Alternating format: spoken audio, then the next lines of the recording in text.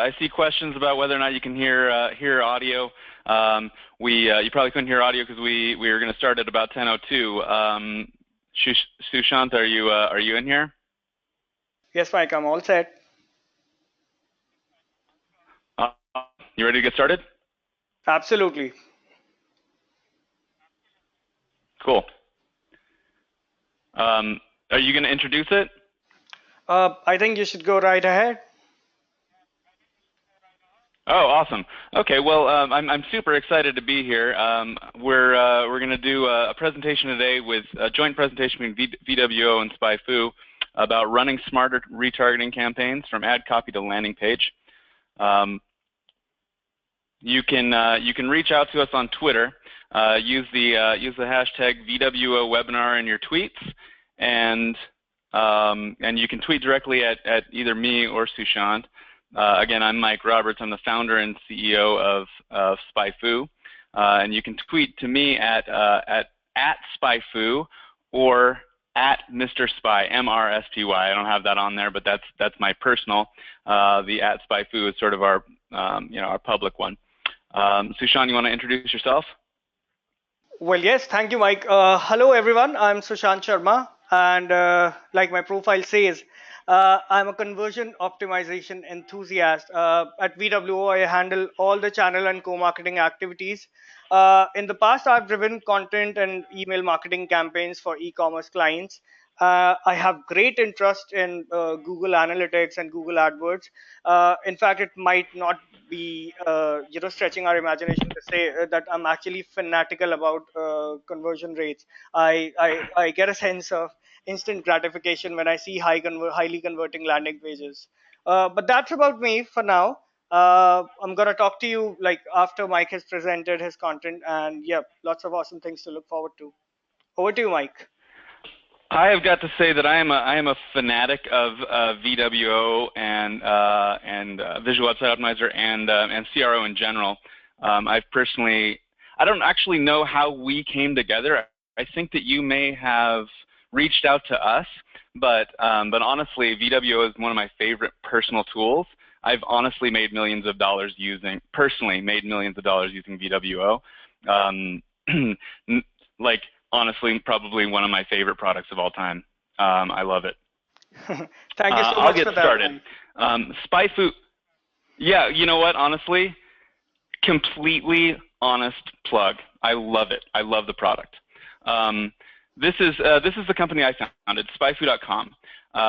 I founded it like 10 years ago in my garage. It's the whole story, right? In 15 seconds, I'll tell you what it is. You can go to SpyFu and type in any website and see every keyword that they buy on Google, which keywords that they rank on organically, and how their rankings have changed over the last 10 years.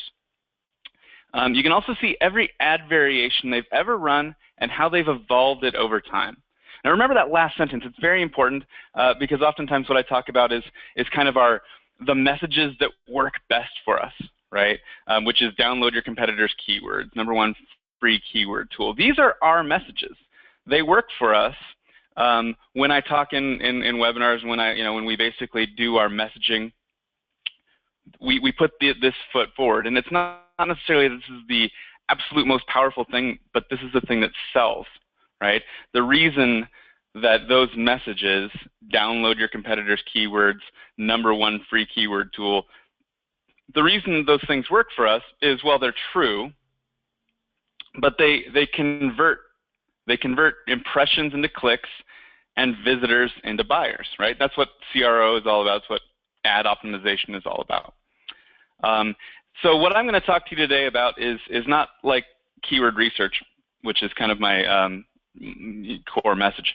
What I'm going to talk to you about is something that I think is really exciting, and that's finding your winning message.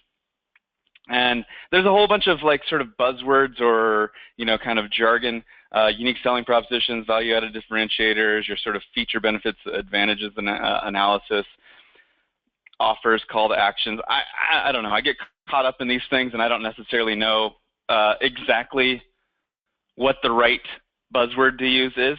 But what I'm talking about is the thing that describes you accurately and concisely and makes people click and buy. And ultimately, once somebody gets to your website or your or whatever, when they get to your when they get to your landing page, more or less the things that you say on there support this sort of winning message, this value proposition, right? But those things are, those things are kind of hard to find, or they seem ridiculously straightforward, but there's always ways to make them better. And we have evolved our winning message over time. But the testing starts before you get to the landing page, right? So for us, here's a landing page test that we're doing, and I'll show you later that we're using VWO to run a split test. But the message that we use in our ad copy matches the message that we use on the landing page, right? And it's supposed to, right? Number one free keyword tool you see there. Download your most profitable. The most profitable keywords and ads for paid and organic search. Slight difference here. It says discover the most profitable keywords, but this is just a difference in the number of we're able to use, right? This I'm having trouble with my slides moving in the right direction here. This is called this consistent messaging is called scent, right? The idea of scent is that we're all dogs trying to find our way to the product that we want to buy. And if you change your messaging midstream, meaning if you have like one ad, like one message in your ad and a different message on your landing page, then customers will lose the trail, right? They lose the scent. And basically what that means is that you're just going to, if you change those things up, you're going to have a lower conversion rate, but you're not really necessarily going to know why. You have like these out of sync messages, and you're like, oh, well, this variant is losing. Well, it's losing because your scent isn't right. So so you want to maintain this consistent scent. It's best practice. But it also has other meanings, which I'll get to in a second. So while we're running tests, even while we're running tests, you can see that we're running a split test on this page right here, right? And the split test is kind of the most prominent visual item on the page is the video. And so one has one thumbnail and the other has another thumbnail. But the core message that we're delivering is the same, and we're keeping the scent the same.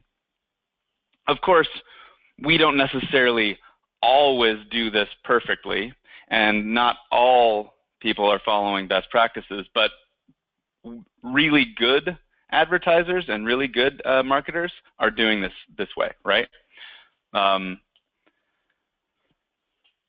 Oh, you know what? You know why this is supposed to get complicated is because sometimes, and this is pretty much always the case, is that you're running a split test on these ads at the same time that you're running a split test on your landing page. But even if you have like different ad copy for two different ads here, you'll maintain the scent consistency.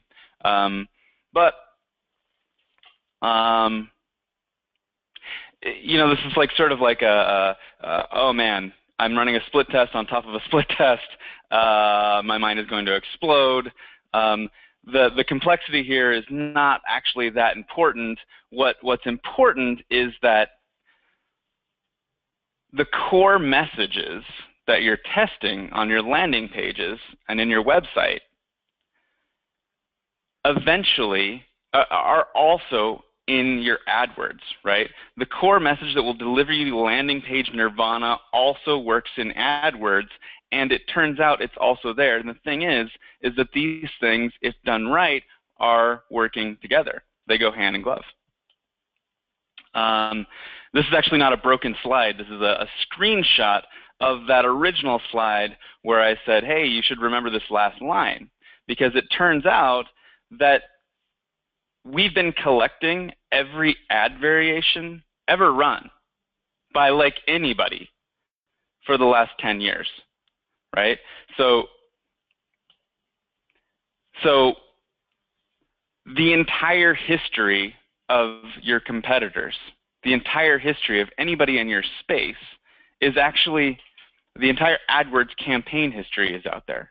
for all websites, and literally, I mean, not literally, but nearly every ad copy test ever run by anybody since 2006 is captured in SpyFu.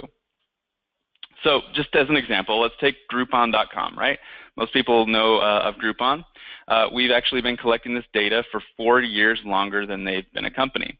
And we've been collecting the data longer than 99.1% of companies have been advertising. So you can go back to the very first ad copy, the ad variation, run, probably written by the CEO, the founder of Groupon, right? And then you can see every test that they've ever run, the results of those tests, right? So you can see not just like the results of an A/B test. We're talking like A, B, C, D, E, F, G, like 37 tests. There's not enough letters in the alphabet. I'll actually show you a slide, I think, of something with 37. Yeah, look. So this is actually Groupon. And believe it or not, this is version 37, but this is a slide that I made, a few months ago. So this is Groupon's advertising. This is their split test. Each of these V's on here means version number, right? Because we literally do run out of letters. So this is Groupon advertising on the keyword spa deal, I believe. And so you can see, if I zoom in, you can see that we're at version 37. But what's crazy is that version 27 is their real winner, right? They actually went to version 27, and eventually they just keep going back to version 27. So you can see what the winner is, but you also know that they tested all these things, all these messages, and those ones weren't as good as 27, right? You're on a Somebody says they're on a black screen. Can you confirm that? Does anyone anyone see that? Let me see what the audience sees. I don't see a black screen. It tells me that there's a real screen. So yeah, it is grayed out. Here we go. So here's the key takeaway. You can learn from the mistakes of your competitors without having to suffer through them yourself. Oftentimes those mistakes happen early in a campaign. So it's very important to be able to go all the way back to the beginning and see what they first tried, because those are like the most egregious mistakes, but also kind of the ones that you make when you have like the curse of knowledge about your product or your niche, right? So the other thing that you can do is you can take what's worked for them and make it your own. I'm talking straight up ganking, but ganking and modifying, probably making it better, right? That's the idea, is that you're applying what they've learned and has been successful for them to your own business. Okay, but it's not just about spying on your competitors. You want to know the best way to get people to buy credit reports?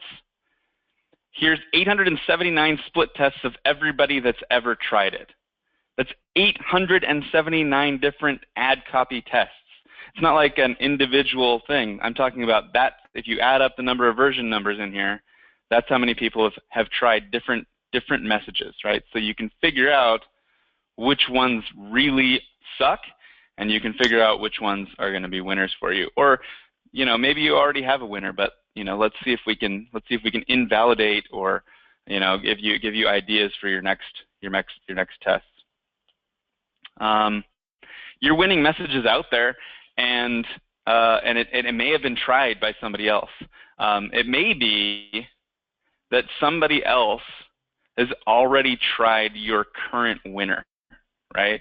You may be able to go back in the past and see somebody trying essentially the same core messaging as what you did, and then they found something that beat it.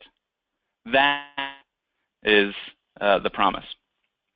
Okay, so we're in bonus time. We are in bonus time. I actually have plenty of time here. So when you've got the results of virtually every test ever run on AdWords, which I happen to have, and you're a huge nerd, which I happen to be, then you can build like a super massive billion-way split test for words and phrases. So what we're talking about here is finding the common thread, like what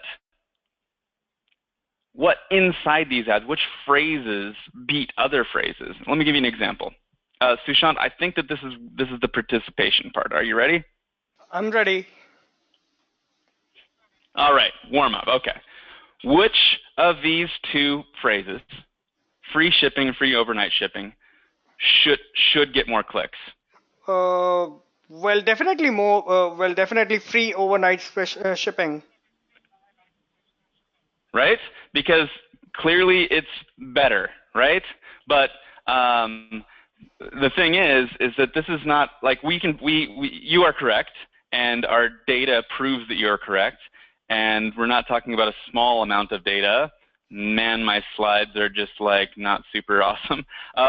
We're not talking about a small amount of data. What I'm talking about is 5.3 million unique matching ads that had free shipping or free overnight shipping or free shipping in them from 54,000 different advertisers. So it's not like just Amazon or something is offering free overnight shipping. I'm talking about 54,000 different advertisers. The more successful ones are the ads that get clicked on more are offering free overnight shipping. So this is like a victory for computer science or something like this, right? And it's kind of obvious, but let me show you where this really gets awesome, okay? Free overnight shipping is clearly better than free shipping. You can figure that out in your head. Everybody knows it. It's super understandable. But what about these? Try and put these in order. Go ahead, take your time. Why don't you just at least try and tell me which one you think is going to win, Sushant? Well, it has to be free same-day shipping. Free shipping. Free same-day shipping. Yep. Free same-day shipping. Yep. Free same-day shipping. Free shipping. Free next-day shipping. And you're correct. Free same-day shipping is the winner. Do I win anything? Right? So that's what you thought. Yeah, you got these things nailed. Okay. But check this out. Free same-day shipping is interesting because what does that really mean? It's not that it's not free overnight shipping. They're shipping it today is what they're saying. They're not saying that they're even shipping it fast. Like they may just throw it in the post office. They're just saying it's going to ship today, right? And that is somehow better than, well, what do we say? Free next day shipping. Free next day shipping has an implication that it's like a next day, like an overnight shipping. But this free same day shipping is making me think something. Okay, so now try these ones. Okay, put these guys in order. Free same day shipping is our current winner. And then we have ships today, ready to ship, and free shipping. Well, if it were me, I think I'll be very impressed with ready to ship. After that, it should be ships today, and lastly, free shipping. But then, all right, let's see what we got. If I'm looking for some freebies, I would be all excited about free shipping. So yeah. I know, free shipping seems like a pretty good thing. Turns out you're right. Ships today works best. Followed by free same-day shipping, followed by ready to ship, followed by free shipping. So ships today is kind of like saying free same-day shipping, right? It's like actually it doesn't say anything about free, but I guess maybe that's the implication. It's also shorter. Brevity is a general rule. Okay, but here's the cool thing, right? Is that ships today and ready to ship cost you $0. They don't cost you anything. Free shipping costs you something, right? You have to pay kind of a lot, potentially, for free shipping. But ships today and ready to ship, like, you probably can, like, deliver on that, like, because why wouldn't you have the product in stock, Like, why wouldn't it be here, ready to ship? Like, ready to ship. Of course it's ready to ship. It's always ready to ship. All right. There's even more of them, okay? So there's a whole bunch of these things. The beauty of, like all of the data is that we can try everything. So we, came up with a whole bunch of these, and this is kind of like the current order, and you can see that in stock ships today is kind of the big winner. In stock ships today. So not only are we saying that it's that we have it, but we're going to ship it today. But there's still nothing for free. There's zero cost to us, and that's the big winner. But here's the thing. Free overnight shipping still beats all those. The question is, can we possibly beat free overnight shipping, which is the most costly possible, value proposition, with something that doesn't cost anything? Turns out we can. In stock, ready to ship today. In stock, ready to ship today beats free overnight shipping. Now, obviously, everything isn't going to work for everyone, right? Just because this works for most people doesn't mean that it's going to work for you. But what we're saying is that in stock, ready to ship today is 13 times more likely to be successful than it's not. And it costs you nothing to try. And it might save you a whole lot. Like, you can take that free overnight shipping money and make that into like profit or ad spend or whatever. Okay, let's look at a couple of other things. Let's talk about exclamation points. So you shouldn't be too excited about your shipping. It's exciting, right? Overnight shipping is exciting. Free overnight shipping, in stock, ready to ship today is exciting, but not so exciting that it actually underperforms if you put an exclamation point after it, which is sort of weird. Exclamation points get used a lot in ad copy. Exclamation points can backfire. 50% off loses to 50% off exclamation point. And free, imagine the amount of data that we have on the word free versus the word free exclamation point. Like, millions of instances. And free exclamation point always loses. Not always, of course, but it tends to lose. Here's another example of how we overuse exclamation points. Exclamation point, more doorbusters than ever, over 200, our lowest prices ever. Okay, this is the best one. Doorbusters, 8 p.m., 8 p.m., exclamation point. For reals? It's like maybe they just needed, I don't know, maybe that's like a design thing. Okay, so here's the rule. When you have an exciting offer, and of course all of our offers are super exciting, leave out the exclamation point, right? Every single case where we're using like an exciting offer, the exclamation point loses. And there's extraordinarily few exceptions. I've looked at at least dozens of these. Okay, these are not like all the examples I have. I have a ridiculous amount of examples. But when you have a sense of urgency,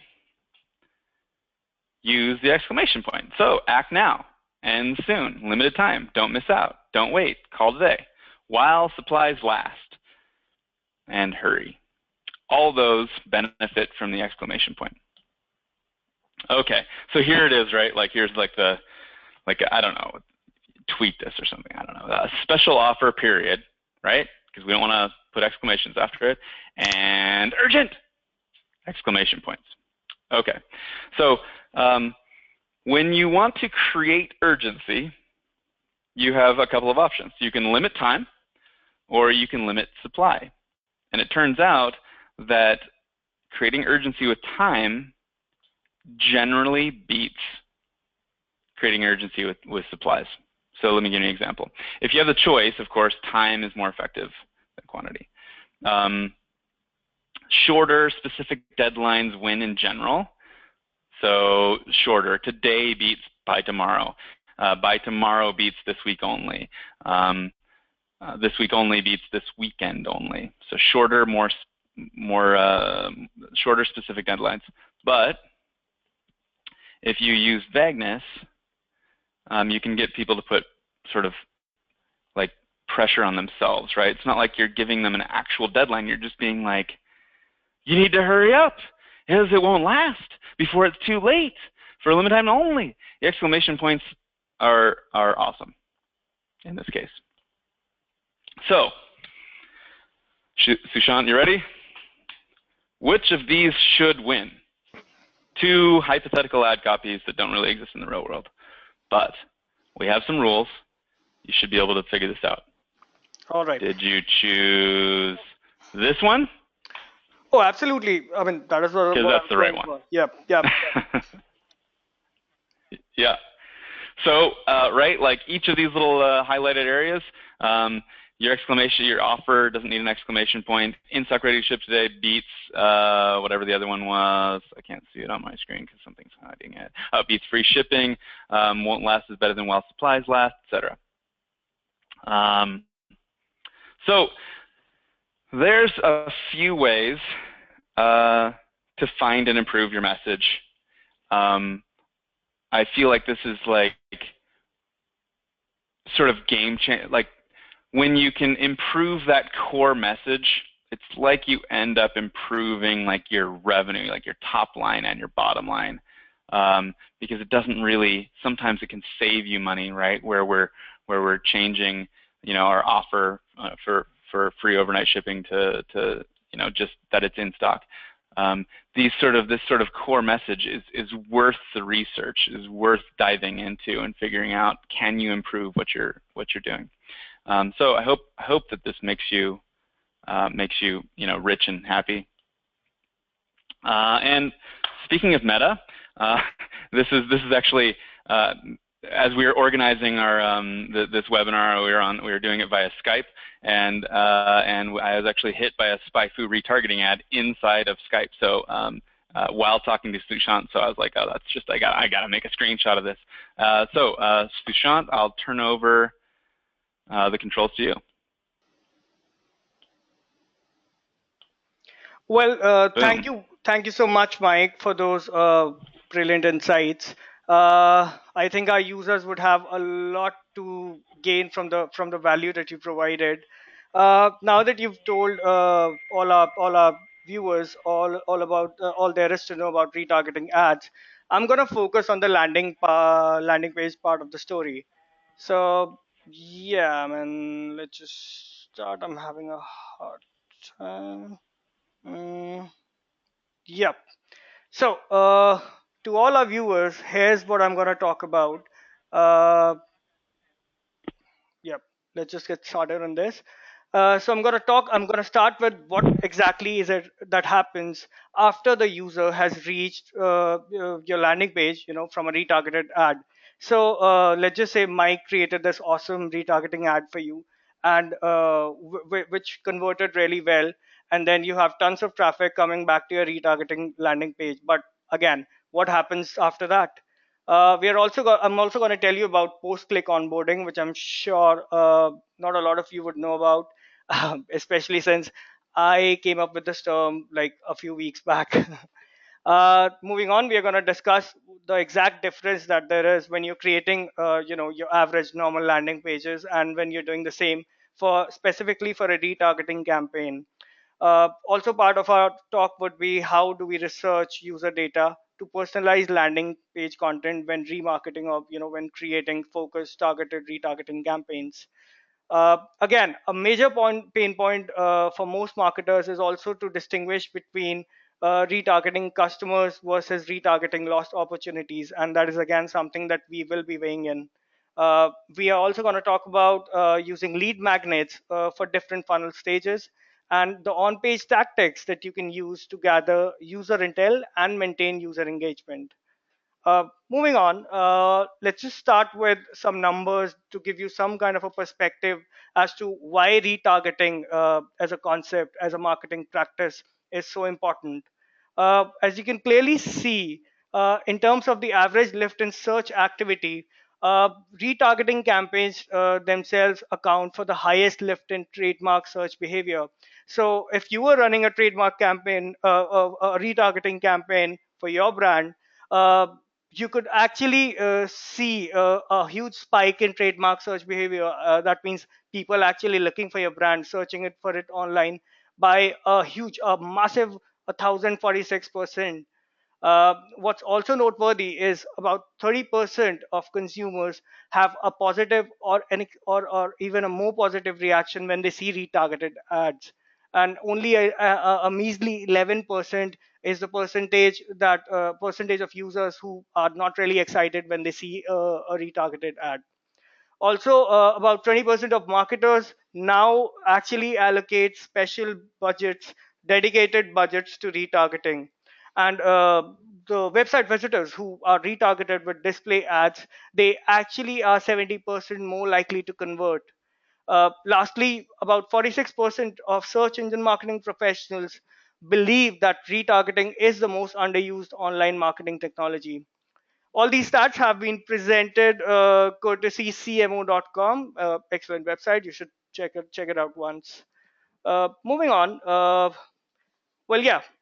So, being a marketer, we always have to remember that good ad copy is like this perfect wingman, wingman to the landing page. I could not come up with a better, better accompanying GIF image than this. Yes. So just like a wingman actually, looks out for their fellow wingmen, a good ad copy is quintessential in getting users land at your landing page, from where you can decide whatever strategy is there that you have to employ to make them convert. But I mean, the importance of a good ad copy can never be undermined. Also, likewise, the perfect landing page is just like a very good salesperson. The perfect landing page is the actual interface between you and your user, to the point that they actually become customers. So through your landing page, you can make a sales pitch, you can connect with your customers, you can do anything and everything under the sales ecosystem. Well, moving on, let's just say that you managed to, your retargeting ads really clicked and you are getting tons of traffic on the landing page. But what is next? What are you going to do next? What are you going to do with all that traffic? How do you optimize your landing page for the traffic that you're getting? Well, have you heard about post-click onboarding? Like I said, I really doubt you have. Well, onboarding in its conventional sense, it's how do I define it? Well, in conventionally, it's defined as this mechanism through which, be it employers or maybe customers, they acquire the necessary information, the necessary knowledge base, the necessary skill set that they need to adopt to whatever is the new ecosystem that they want to be a part of. But this very mechanism, onboarding, can also be applied to a retargeted user. Now, as a marketer, you have to make the most of the limited time and attention that your user has committed for your retargeting efforts. uh, when you're creating all these remarketing campaigns, it makes a lot of sense if you establish this very clear, this very concise, this straight to the point workflow, which makes the entire acquisition process, which makes the entire onboarding process so much easier for the user. And the mechanism actually takes a user from landing on your page to actually converting, to actually hitting that CTA button. Now, when we are planning remarketing campaigns or retargeting campaigns, uh, a major we tend to forget that a major reason behind high bounce rate is the high number of actionables that every user has to commit to. Well, I mean, nobody likes to really get grilled while they are trying to make a buying decision. So this is one trick that most marketers miss out on. Well, I'll show you a screen grab of LinkedIn's onboarding workflow for user profile completion. Now, have a look at it. Right from the very onset, this is a very clearly predefined 5 steps, which starts from acquisition and set profile completion, which is exactly the target here, which is the so when you see here, the 5 clearly defined steps are experience, education, photo, skills and expertise, details. And after these 5 steps, there is the commitment of an improved profile, which gets you more visits, which gets you more mileage on LinkedIn. Now, similarly, for an e-commerce page, I would like to show what a seamless onboarding workflow looks like. Now, these are like 5 distinct steps, And at the start of each step, it has been clearly predefined what is the actionable here, what is the call to action, and what will happen once you press the CTA button. Like if you see the first step, you can of course you can look fantastic in our new shoes, and the CTA here is add to cart. Once you've added the product, then the next steps are that to finish your order. Once the order has been finished, you can always go back and check out other stuff on the website. For retargeting purposes, they've also given this very handy option of going back to the product pages. And finally, in the last step, they are actually making an attempt to upsell to an already converted customer, which is a very I mean, it's actually a very handy tactic if you ask me. uh, now with that done, we should talk about what is the difference that there is between creating landing page for a normal normal landing pages versus retargeting landing pages. So when I say that, as you can clearly see, a normal landing page is a taking page. It takes because as a user you have to furnish information, you have to provide your personal information, lots of credit card details, and you're doing all of this without a lot of context, without establishing a lot of trust. You're mostly in and out of the page very quickly, and more often than not, there is that sense of familiarity that is missing. So yeah, you may make a purchase, you may not make a purchase, you may convert or you may not convert, be it downloading an ebook, maybe signing up for an event, or maybe like I said, just making a purchase on an e-commerce website. But there is no sense of trust, there is no sense of familiarity. However, conversely, a retargeting landing page is a giving page. Now, when I say that, I mean that when you see a landing page that is specifically designed for retargeting, you again get that sense of familiarity. When you see details of your last order place, or when somebody is actually proposing the idea of you buying something that goes along with your last purchase, there is an instant connection that resonates with your last order, and that again works in favor of the marketer, with you converting and everything. Now, let's just say we are setting up a retargeting landing page. Before we do that, I think the first bit of research that you have to do is know what went wrong the last time.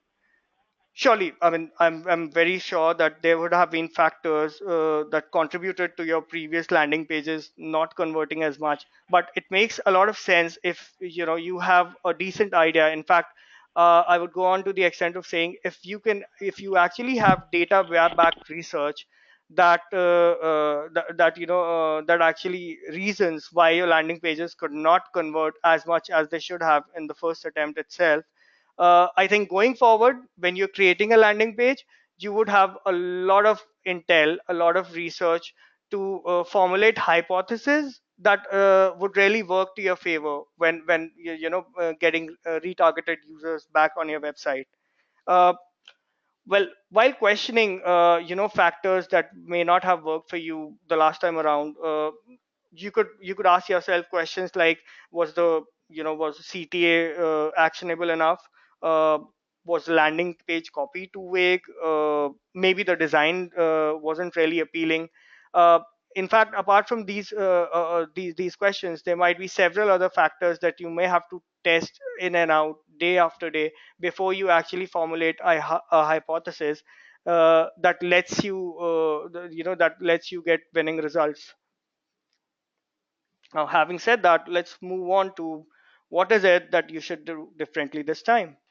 Well, to start off, I think a trick that most marketers miss nowadays is that they go about, harping about the quality of product. They go about explaining why is it important that you should make a purchase or consider making a purchase the second time around.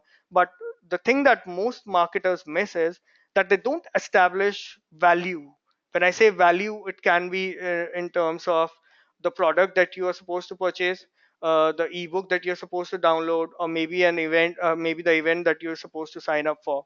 So you have to establish this value very clearly, very specifically, and at the same time, very early into the session. You cannot wait for your users to spend a good 5 minutes, 7 minutes, and contemplate if the message that you're trying to put across is actually of enough value for them to make a decision, make a buying decision, or maybe commit themselves to converting on your page.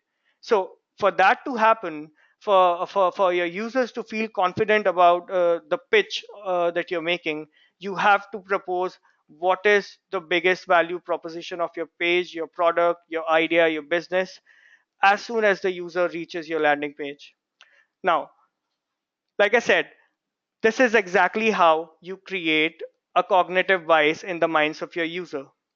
Now, when you've done that, they'll have a very distinct bias towards your landing page, which will eventually lead them to convert.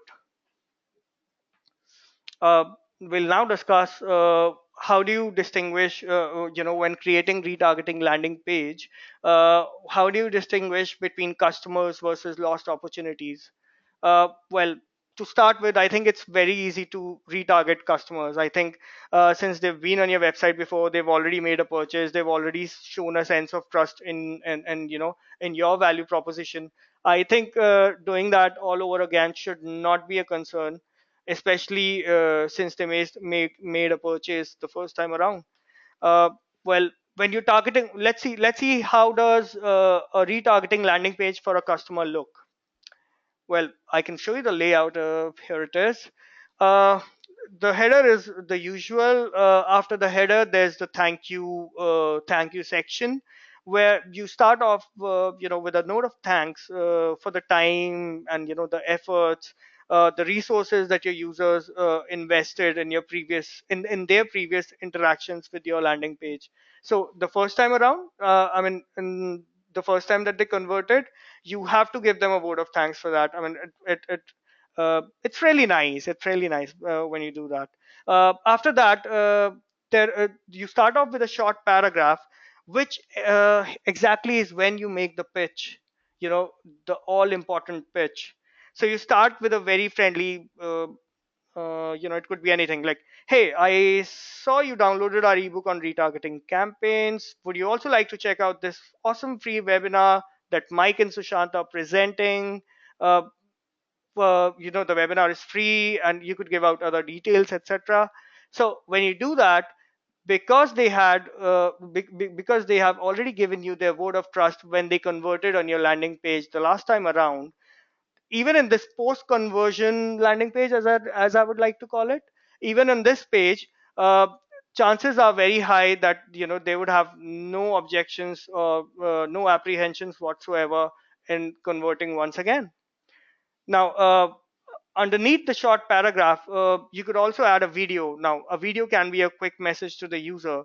A video can be a sales demo, or maybe a quick snippet of the product, or maybe an event that you are trying to pitch.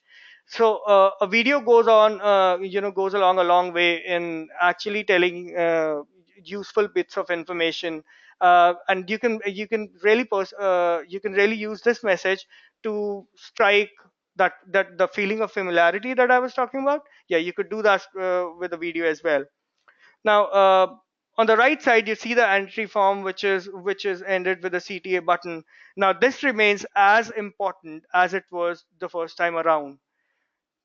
Do remember that even if it's a retargeting campaign, and the fact that they had previously converted has nothing to do with them not converting on this page. So you have to be very sure that the entry form and the CTA buttons are still as optimized as they were in the previous landing pages.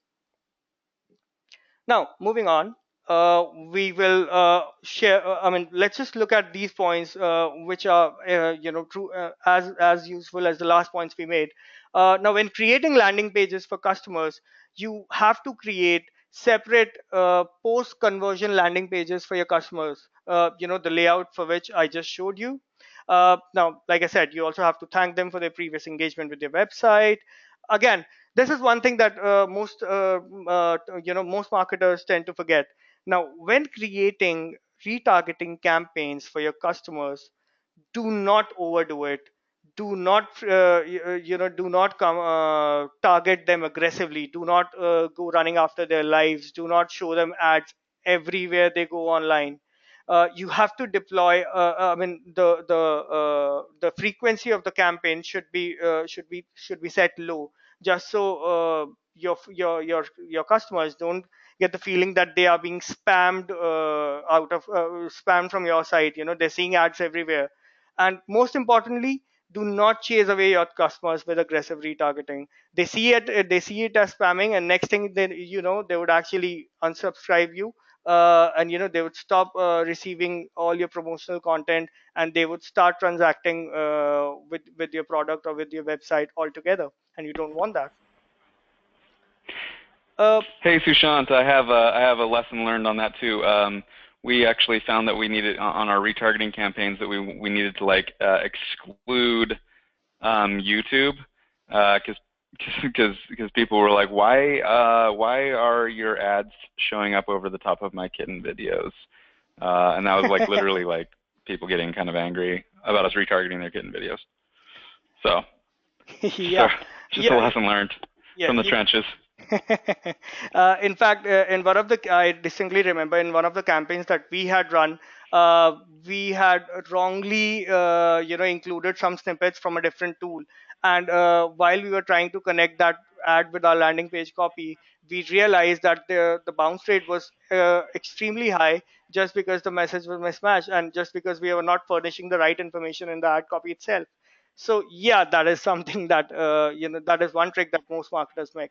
Anyways, moving on. We will now talk about how do you go about creating landing page for, as I call them, the abandoners, or just people who just could not convert, who just did not commit long enough to actually convert on your website. So here's a screen grab from the Amazon.com website. Now, as you see here, this starts with a very personalized message. So the landing page starts with there is this usual page, as in we noticed that you added one or more items to your Amazon.com shopping cart, but didn't continue to check out. Now this is only because this is only possible due to personalization, and due to very astutely done segmentation, which tracks the user using their transactional data, their behavioral data, and then make use of all this data and compile that and use that information when creating customized landing page experiences for these for these users. Now, having said that, you should also remember that when creating these pages, the message that you want to put has to be a little different from the message that you pushed across the last time around. Remember, this is not their first visit to your website or to this landing page.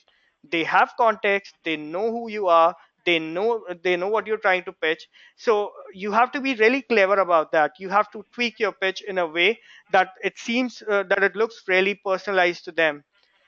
Now, again, while doing that, you also don't have to go overboard and inundate them with redundant information. So you have to strike that very fine line. You have to tread that very fine balance between doing it right and overdoing it. So yeah. Moving on, we will now talk about using lead magnets for different funnel stages. Uh, of course, the first question for a lot of you would be, what exactly are lead magnets?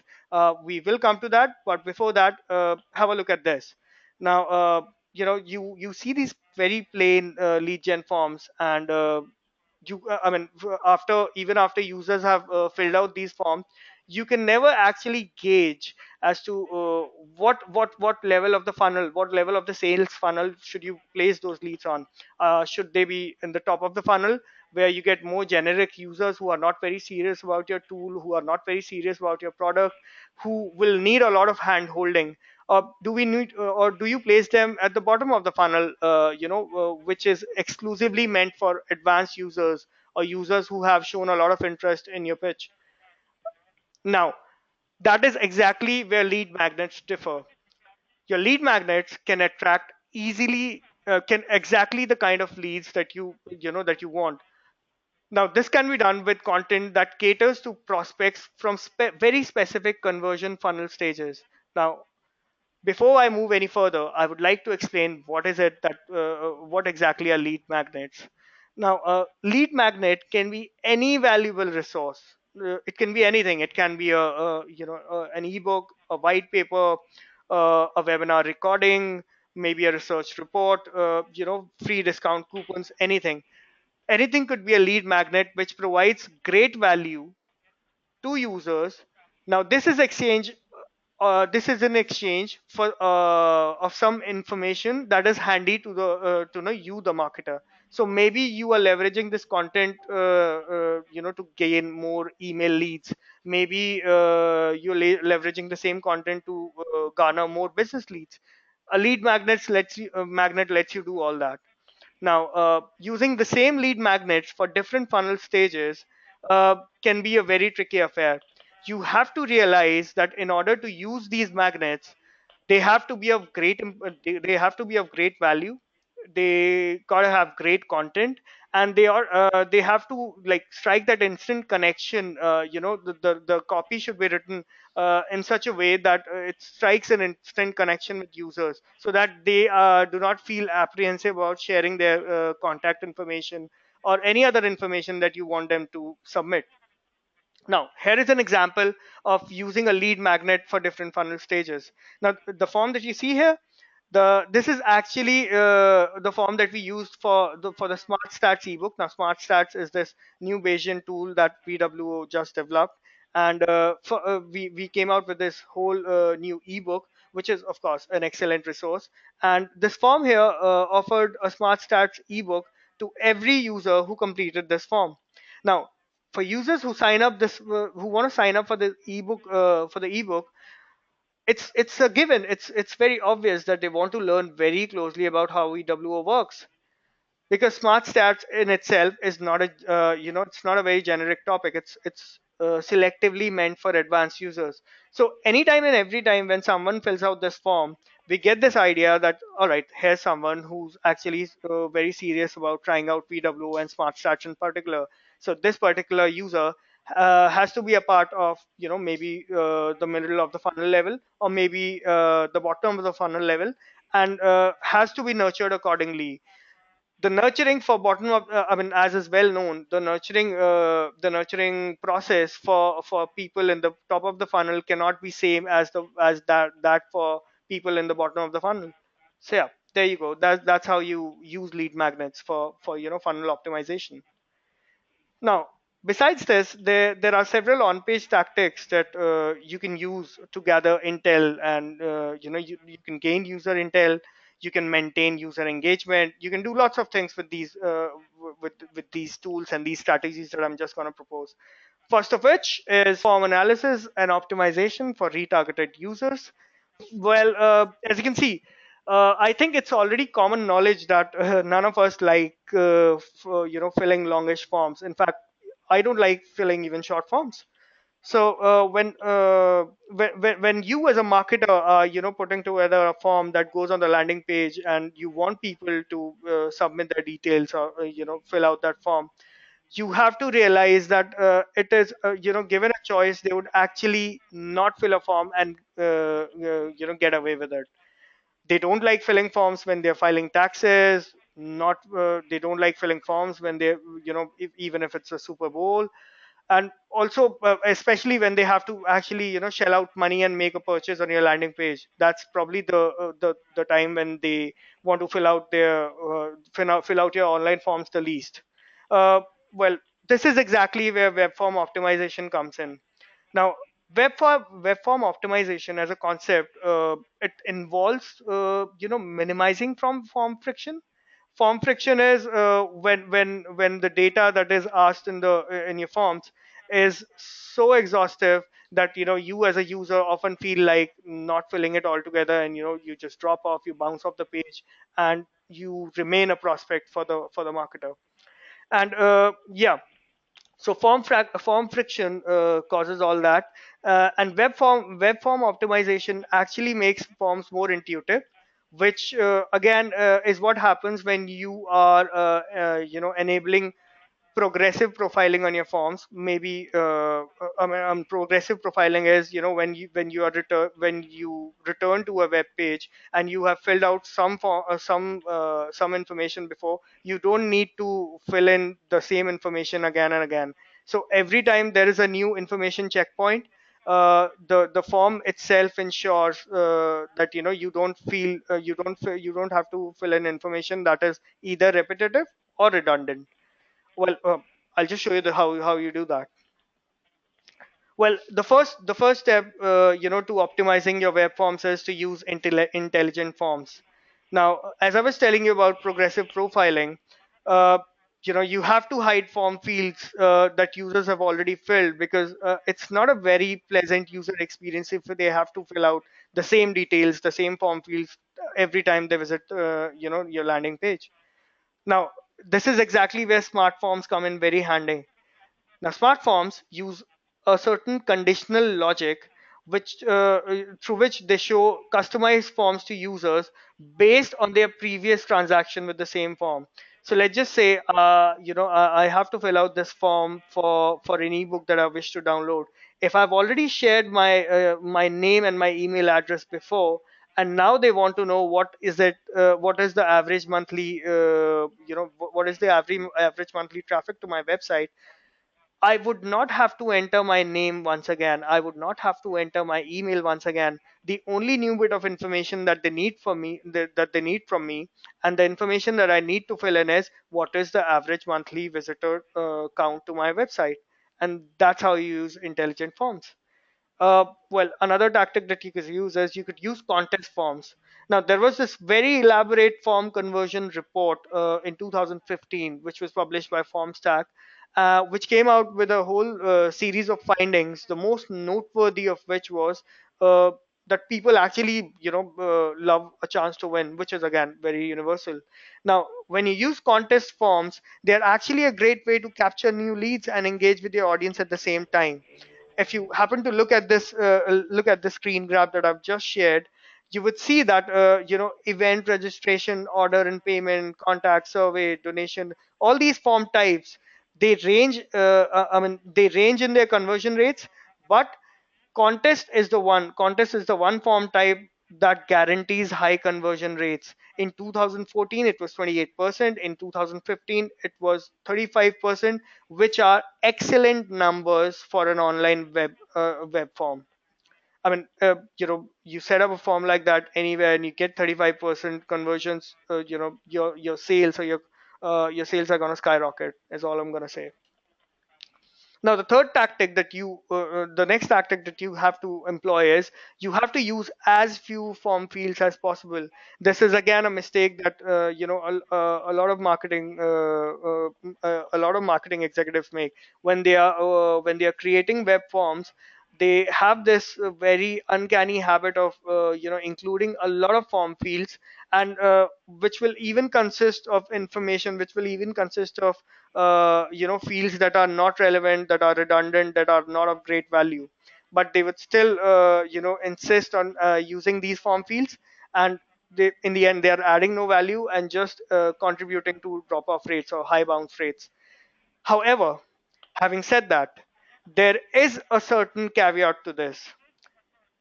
Now, you have to note that it is important to, you have to account in the very safe number of form fields varies for different form types. Now, when I say that, I mean that, for example, an email lead gen form uh, can do with more number of form fields as against maybe an e-commerce web form wherein you want just the basic details for the user to make a purchase.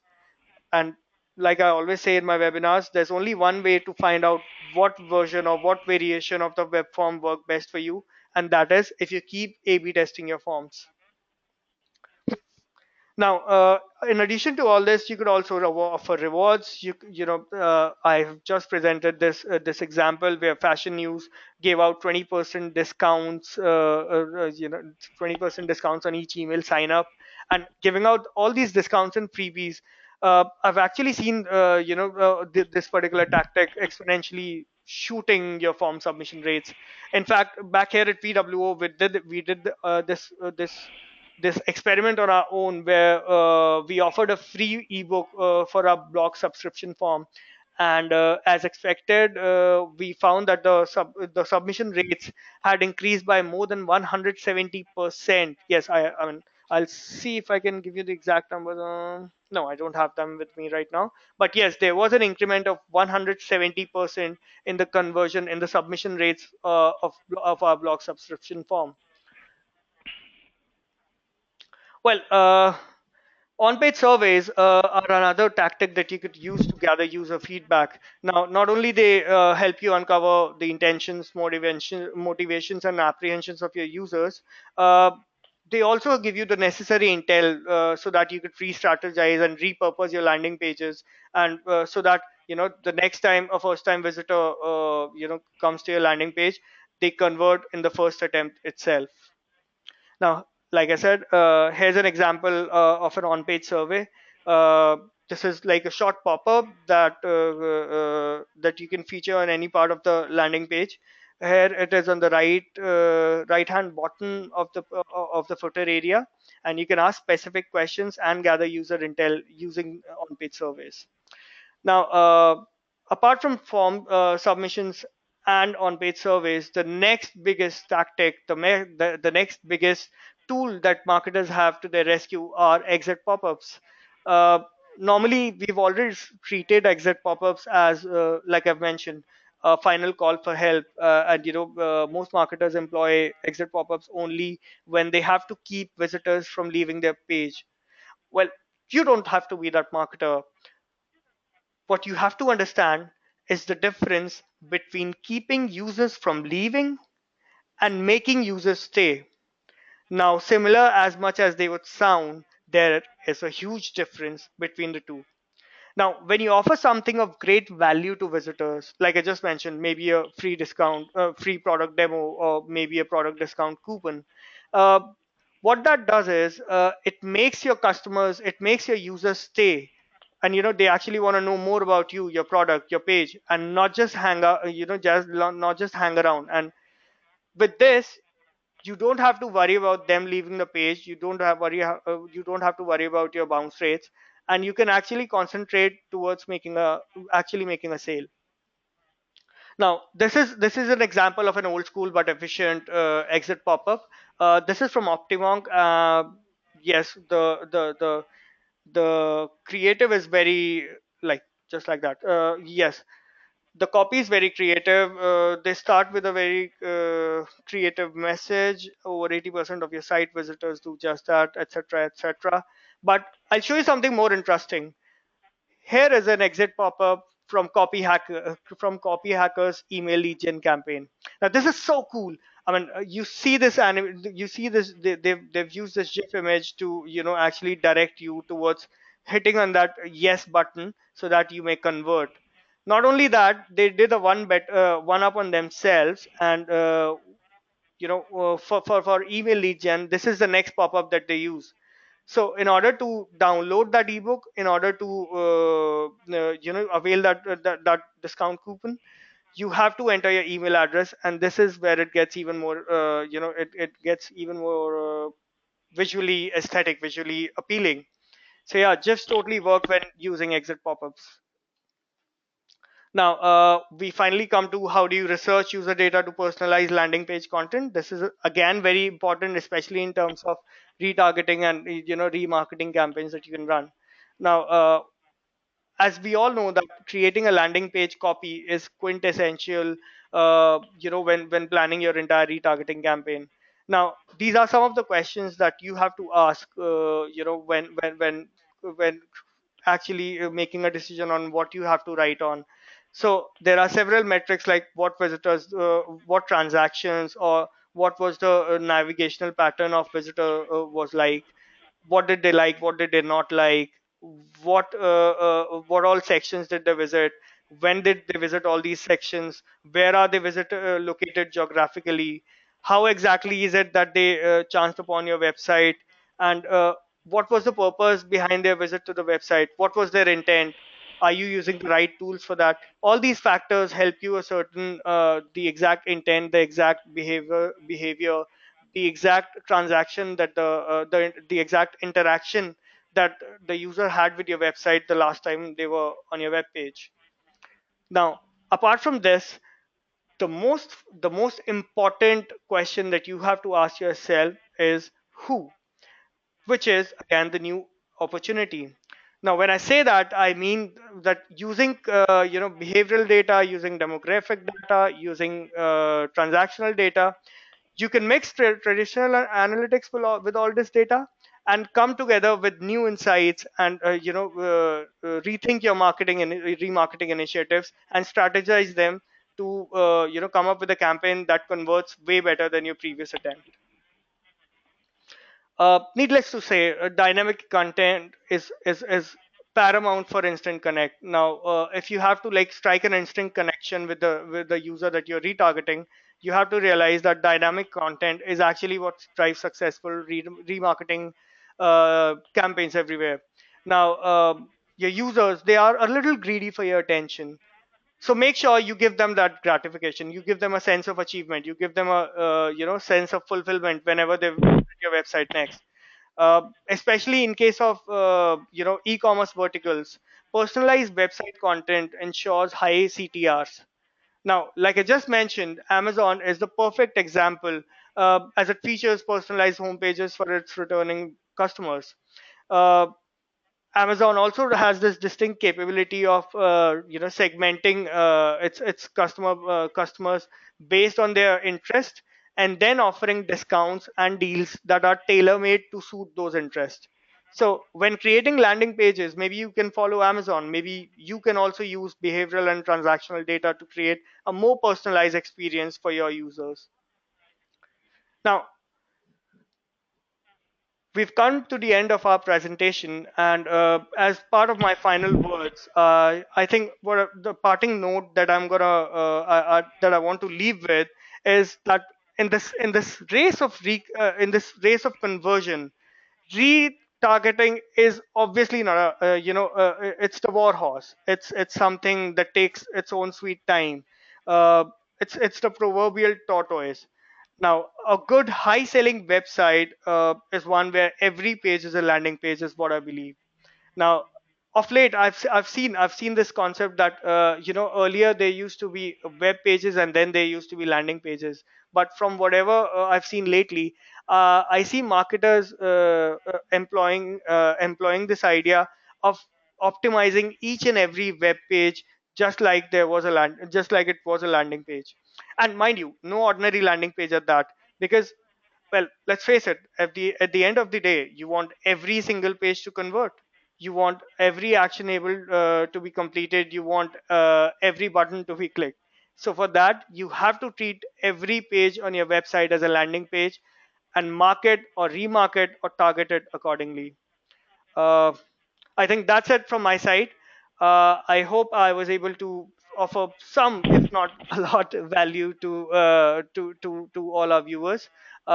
If you have any questions, That's great. well, thank you, Mike. If you There have are any, some questions, Sushant. I've been keeping track of them, and we're about 12 minutes over, so I want to make sure that we get to them. The first question that I have for you is for B2B retar. Actually, you know what? This is just a quick request. Can you move back to the slide of exit pop-ups, the difference keeping and staying on the site quote? David Jose would like to quote it on Twitter, so that would be awesome. And while you're doing that, if you could answer this question, for B2B retargeting, you mentioned it should be a giving page. We already offer a free trial of our product and don't have the ability to offer more. And don't have the ability to offer more. Would you suggest offering resources here, like free ebooks, case studies, anything else? Absolutely, absolutely, Mike. In fact, like the user just mentioned, the fact that all of them are free resources would actually contribute, would actually go a long way, in like I was just talking about that sense of gratification. So when you give out these freebies, when you give out these discounts, when you give out these free trials, it helps you in striking that that instant connect with your users. So yeah, I think free resources would work just fine. Yeah, I would agree with that as well. I'd say that free trial isn't really as much of a giveaway as you kind of like want it to be. You kind of, if you want to get those leads, you kind of have to get them something like an ebook or whatever. Or let's see. Um, on Twitter, David Jose also asked, and this one's for me, I'll ask it to myself more or less. On the webinar with VWO, how are you capturing accurate CTRs for the advertisers and the PPC ads running on AdWords? So we're not actually necessarily capturing accurate CTR, we're capturing relative CTR. This is somewhat complicated, so I'm going to try and answer it as quickly as I can, and also sort of somewhat technically. But Google essentially optimizes everything that they do on effective CPM, and it turns out that quality score, if you can reverse engineer quality score, you're effectively figuring out what their effective CPM or their relative effective CPM is. Reverse engineering quality score relies heavily on the fact that you can't bid your way into the top of page results. So if you look at the relationship between like an ad may show up like 5,000 times. Out of 5,000 times, it shows up 4,000 times at top of page. Generally, that means it has a relatively higher quality score than something that shows up in top of page like 1,000 out of 5,000 times. So we essentially use that to determine what is a successful ad, what's a high quality score ad. And then we compare those, and that, like, if you look at like one advertiser versus another advertiser, that's not necessarily going to get you like amazingly good results. Maybe give you some good gut results, but when you look at like a million advertisers, then you have like this thing that big data is all about, and you can use sort of like learning algorithms, stuff like that, to figure things out. So that's kind of like in a nutshell how that works. Let's see, do we have some other questions? Did you find any in there? There are Well, more. I've already sent David the text from the slide that he asked about. Let's see. Uh, When you say we should go after one winning phrase, does this mean pick one or assign one for essentially each ad group? For each product in your e-commerce store, for your brand as a whole, etc. Yeah, so I guess that one's actually to me a little bit. The reason that I don't want to like get too pinned down in terms of exactly what is it that we're figuring out with our messaging. Are we figuring out like the overall unique selling proposition for the whole entire business or an individual product? I guess what it depends on is essentially the size of that campaign. So if you're selling a lot of a certain product, then you want to basically build an entire message around that product. But if you're if instead it's an overall brand, then you want to build it around that brand. It sort of is that type of question is ultimately about sort of what is the size of your execution unit. So if you want to spend the time to research something that's going to make you like $100,000 a year, or $100,000 a month, or $100,000 a day, that's kind of sort of depends on your business a little bit.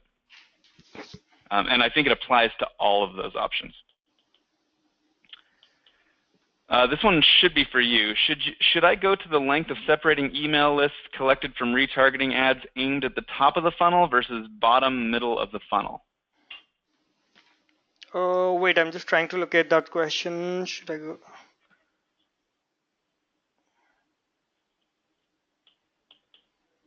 Oh, absolutely. I mean, I just looked at the question. I would say that yeah.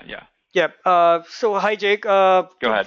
Yeah, to your question, I think my reply would be, I would, at the risk of really repeating myself, I would say I think it's paramount that you separate email list collected from retargeting ads aimed at the top of the funnel versus bottom of the funnel. In fact, if done correctly, this exact segmentation can lead you to very different results, which are specific to these two different levels. For example, let's just say if you're planning an entire campaign or an entire nurturing campaign, uh, the same would be very different for your bottom of the funnel users when compared to the same for your top of the funnel users. For example, for top of the funnel users, you would offer a something that's very generic. Maybe if it were me, I would offer my top of the funnel users something generic like the 5 fundamental A/B testing essentials. Now, when I'm talking about my bottom of the funnel users, I would, as a resource, I would offer them something that is a bit more advanced. So I would go with something like how do you set up retargeting, or how do you set up A/B testing campaigns for e-commerce website? A little more complex. Now, as you go further down the funnel, the last being the bottom of the funnel users, the resources, I mean, all the content that you cater to all these users, it gets more and more complex as you go further down the funnel. I hope that answers your question. I've got another one. For B2B lead generation marketers whose main goal is to achieve qualified demos, any suggestions for CTAs? Trying variations of, quote, schedule a demo, reserve your personalized demo, but running out of characters, and here. I've been thinking about it for a second, so I'll let you give it a second while I talk. My thought on this is that the call to action is probably not something. I actually have, I think, written an article about something having to do with demos and that exact language, but I don't remember. I think I wrote it a couple of years ago. But the language of schedule and reserve is kind of a boring thing. And in fact, almost demo isn't great. I would probably not use that in the call to action. I might use something like, book my time now, or book your time today, or get your training, or something like this, rather than schedule or reserve. I'd probably use that demo language in the copy preceding the CTA. I believe you might be able to get away with an exclamation point in this if you use limited time sort of options. Do you have any ideas on that one? Yes, I mean, back here at VWO, we have an entire resources section which has plenty of, plenty of case studies, plenty of content around optimized CTA buttons. And I think out of all the options that you've suggested, schedule a demo, reserve your personalized demo. I think, you could really bring everything together and come up with something like schedule a personalized demo, and even reserve your personalized demo seems to work the best out of them. But having said that, like I've said before, never be afraid of trying out different things. Test your CTA buttons, test the background color of your CTA buttons, test the font color of your CTA buttons, test the size and placement of your CTA button. So these are all different tests that you run, and finally, hopefully you would come up with a winning variation that would work the best for you. Awesome. I've got one more question that just rolled in for you or me. I don't know, both of us. I see that in Mike's example of maintaining the same message or sent throughout your customer buyer's journey, that the message that was used in the ad copy was then reflected in the H1. What hierarchy would you assign to where the best real estate is to display the same sent from your ad copy or your site?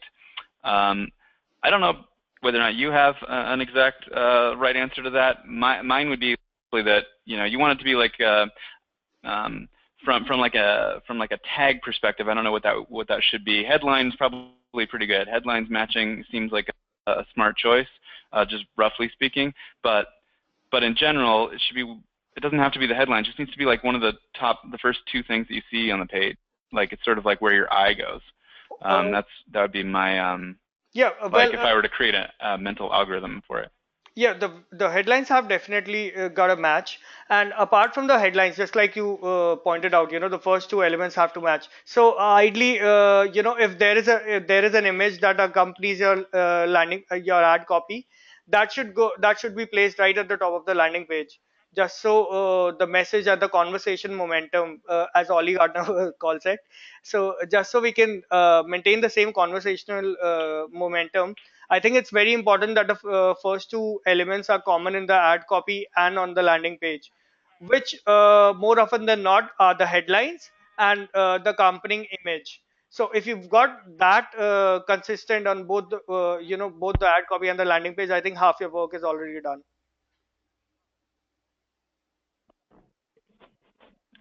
Mike, I would like to take this one last question that is from Jake, where he asked if that when I mention about retargeting landing page, if I mean an actual page with a URL or a pop-up or both. Well, Jake, let me tell you, I mean an actual landing page. Now, this, as I explained in my slide deck, which will be sent to everyone, as I explained previously, landing page meant for retargeting is quite different from your average normal landing page. When you see the slides once again, I think you would have a better understanding of how that works. And yes, there's a whole lot of difference. Pop-ups in themselves are as online are more of an online or an on-page tool or an on-page tactic that you can use to keep your users engaged. But yes, they are only a part of the retargeting landing page and not the page itself.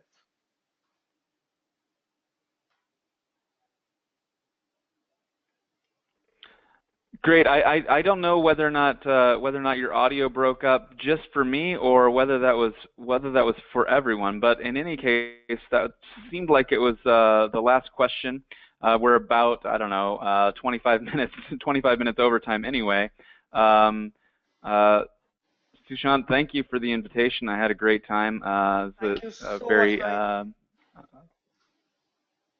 yeah. Thanks a lot. Yeah, Have thank a you so good much. day. This was great All right, I fun, guess it's a and good night there. Good night. We're actually literally halfway across the world from each other. It's nighttime there at 10 o'clock there, and or 11 o'clock there, and 11 o'clock here. Just yes. different, Well, whatever those things are, AM, PM things. nonetheless, this was a great experience, and I had a lot of fun doing it. I am sure all our audience had some amounts of fun, if not as much fun as we had. But yes, until we meet again and do something similarly awesome All together. right. Yep. All right. Have a great day, Mike. All right. Thanks a lot. Yep. Thanks. Bye. All right, bye.